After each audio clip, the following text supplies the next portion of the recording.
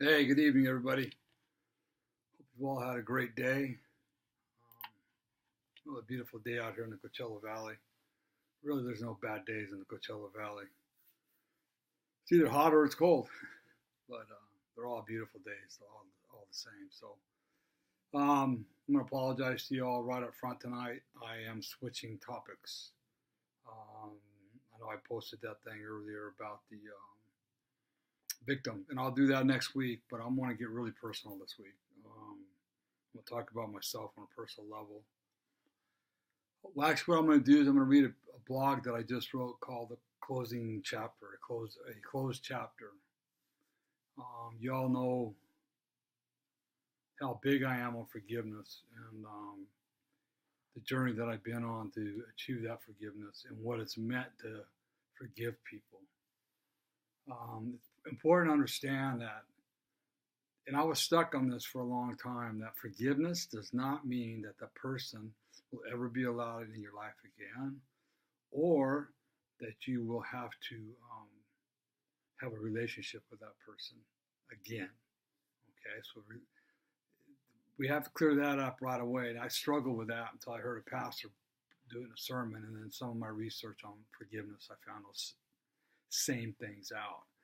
First, Kelly, Laura, Stephen, thanks for joining me. I appreciate it. I'll start with a little story, and then I'll get into this. That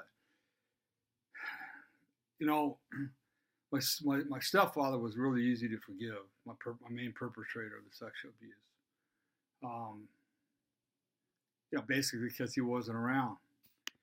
And then about 2 years ago, Kathy, my wife, was tooling around on Facebook like she normally does, and she found my stepbrother, Don.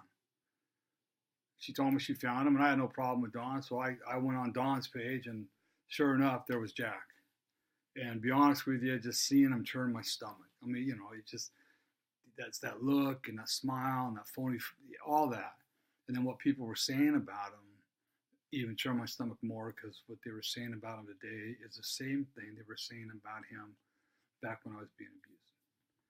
Well, literally within 2 days of that, me finding Jack, I hadn't seen Jack in over 30 years. You're welcome. I haven't seen Jack in over 30 years. 2 days after I found him on Facebook, Jack died. And then the post got even, they I'll say they enraged me, but they just upset my stomach more, because even the kudos kept on coming out at Jack. How wonderful he was, how wonderful he is. So there's a point in that too, because hey, Edward, because see, my relationship with Jack was different than everybody else's relationship with Jack, and I got to understand that. So I carried this message into my sexual abuse group, where we talk openly. It's a processing group, and as I told them this story, there was a gentleman in there with 42 years of sobriety. I say sobriety, not recovery, because there's a big difference. And he looked at me and he says, "Randy, did you go on that Facebook? Did you go on the Facebook page and did you tell everybody the truth about Jack?" I go, "Excuse me?" He goes, "Did you tell everybody what Jack had done to you?" I go, "You're not serious." He goes, "No, he was dead serious." I says, "First of all, no, because their father, uncle, and friend, mentor, whatever you want to call him, I don't care what he did to me, had just passed away.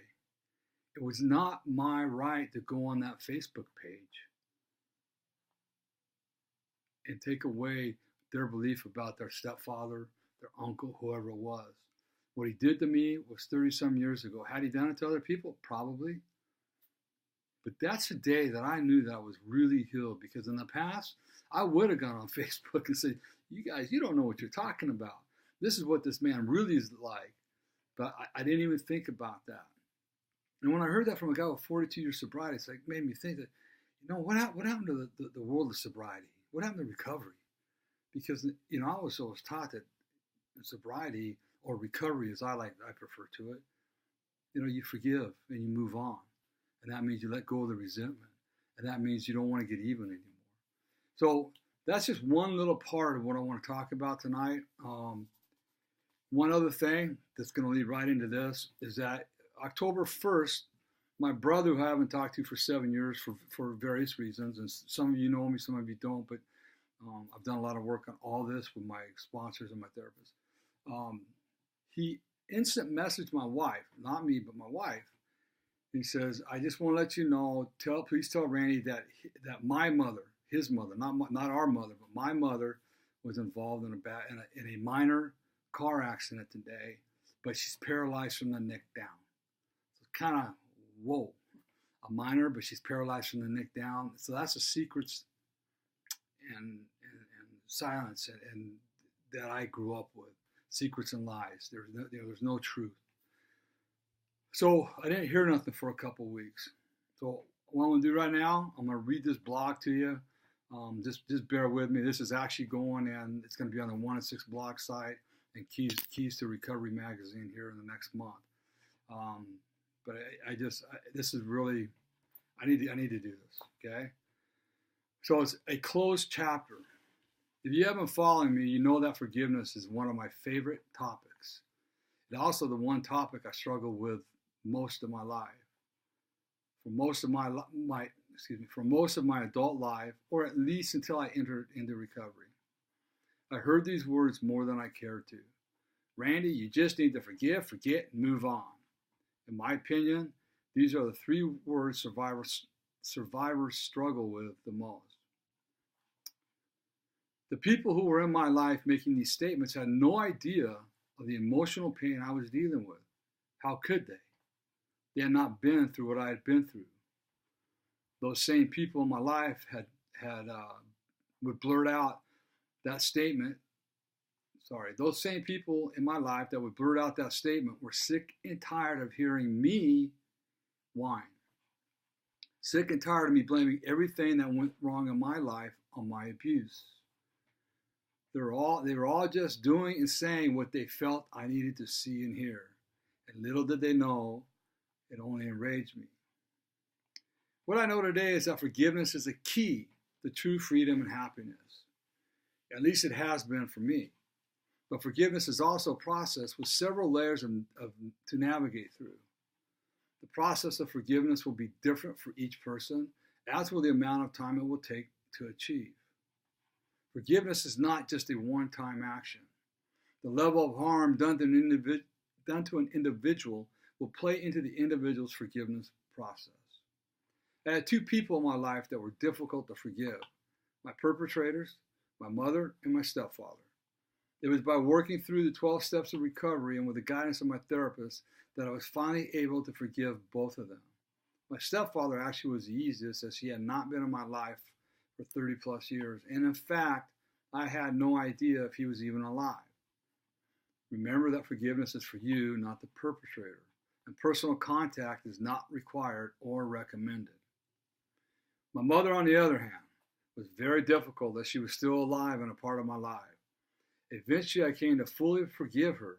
However, she has not been allowed in my life since 2009. I did attempt to reconcile with her to no avail.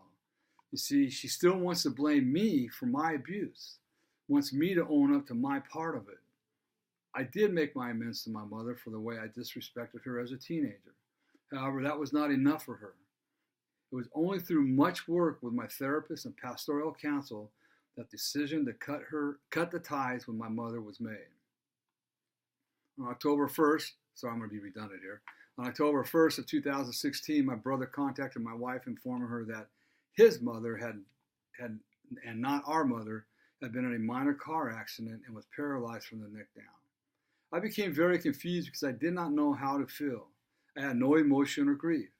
After talking with my therapist and pastor, I come to understand that what I was feeling was not only okay, but also normal. I have had no contact with my mother for over 7 years. Therefore, there was no emotional bond. On Tuesday night, December 6, 2016, I was at my men's sexual abuse group that I've been a part of for 9 years. My wife never interrupts me when I'm at these meetings. So when she texted me to call her ASAP, I knew it was important. We had received a phone call from a cousin I had not talked to in over 20 years. They had not heard anything about my mother's condition since the original contact from my brother. So I could only assume that she was getting better. When I called my wife at home, she informed me that my mother had passed away earlier in the day. I am grateful I was with my men's group and that the therapist that facilitated it, as I was able to process my feelings. Again, I was confused about my feelings. One minute, I could feel the tears welling up, and the next, there were no feelings. My adult self had already processed and come to accept the fact that my mother was never going to make amends to me or change. On the other hand, my inner child was sad and upset. My inner child was still hoping that my mother would sit down and talk with me, tell me she loved me, and was sorry for the abuse she both allowed and inflicted on me. Now that will never happen, and my inner child will have a bit more healing to do.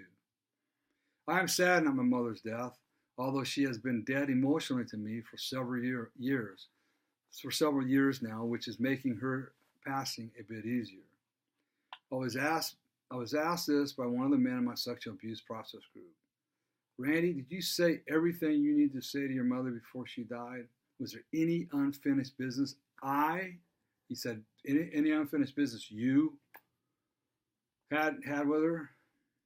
And I can say with absolute certainty that there was no unfinished business, and I had said everything I needed to say to her. I realize that everybody's journey is different.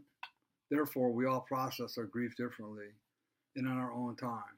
I am grateful that I made my amends and forgave my mother before she died. I can honestly say that my side of the street is clean, and for that reason, I can close this chapter of my life with no regrets. So,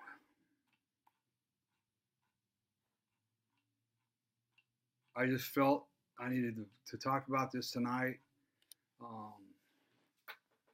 A lot of people, they struggle with the forgiveness process.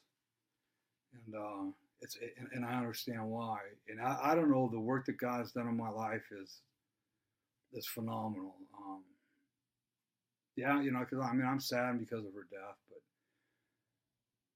I can rest at night because I know that I did make my amends to her, and I did forgive her, and I did everything on my side of the street to keep it clean. We did attempt to make that reconciliation, but she was still blaming everything on me. But I got a call from a cousin, not the first call, the next night, my cousin, that I was pretty close to her. And I haven't talked to her in 5 or 10 years. And she left a message, and I called her back that night, and I left a stupid message. I thanked her for calling. I says, I know you're just doing what family is supposed to do, but I'm sorry. She's been dead emotionally to me for a long time, so I'm good with everything. Well, my wife, being the woman of God she is, well, Randy, I'd have just told her to call you back. And I already feel guilty for saying what I'd said because I don't have the right to dump my stuff on anybody else. So the next morning I called Kathy back and didn't get a hold of her. Not Kathy, Kathy, my cousin. I apologize. He left her a message. I'm so sorry for the message that I left. It was inappropriate, blah, blah, blah, blah, blah. Eventually, throughout the day, we ended up hooking up. And I talked to her for an hour. And it was just amazing because she says, Randy, don't ever apologize for your feelings. She goes, talking about Kathy, said, my relationship with your mother was way different than yours. Your mother was there when I needed her. And I know your relationship was different. And I'm not here to judge you, and I don't want to judge you. I just want to let you know that I love you as a family member. And it's getting down to just a couple of us kids left in this family. It was such a refreshing phone call to have. And I don't have a right, and I never mentioned one word about what it was like at home for me.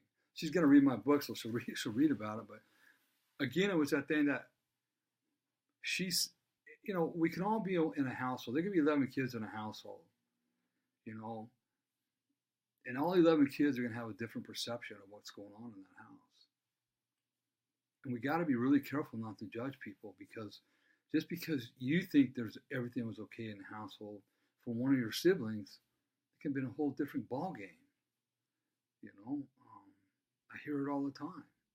So, I had no right, and I didn't want to do it, to tell my cousin that, she was an evil witch. and I'm being a little sarcastic there, but growing up, she wasn't a pleasant woman. She was very, very. And actually, what I text my wife is that this is probably the best way to put it. That my mother cared more about other people and other people's kids than she did her own kids, and that's about the best way I can put it. And I'll just leave it at that on that part. So, anyways, I don't know. I was just sitting here. I was going to get ready for this other the post that I wrote earlier about the victim, and it just God put this on my mind. I know I want you to talk about the closed chapter. I want, and more than that, I want you guys to see that I'm real. That I write all this stuff, and it sounds good, but I live it, and it's not just I go through all this. I'm not making this up.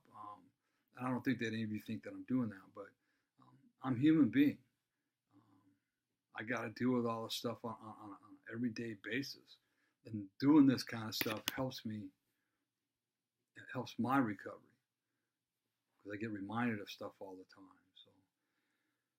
So, at any rate, I will next week. I will do the victim thing that I posted today. I promise you.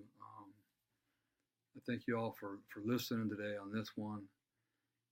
Remember that if you're looking, if you need some help in your life, if for a life coach, I'm a life coach, and I love helping people.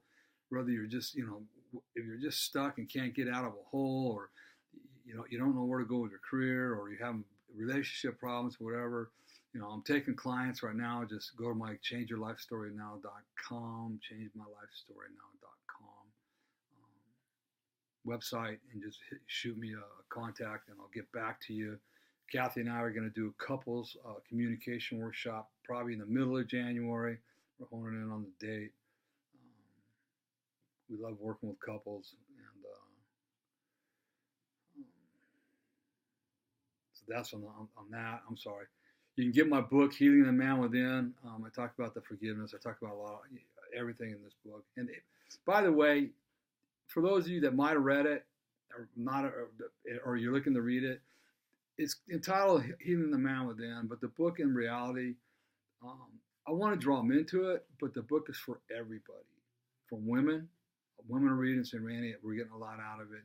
And even for family members, because it really gives them an idea of what survivors go through and why their husband might be acting a certain way. And so it's a really good book for everybody to read.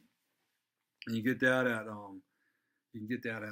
Amazon.com, and it is in the local Barnes & Noble.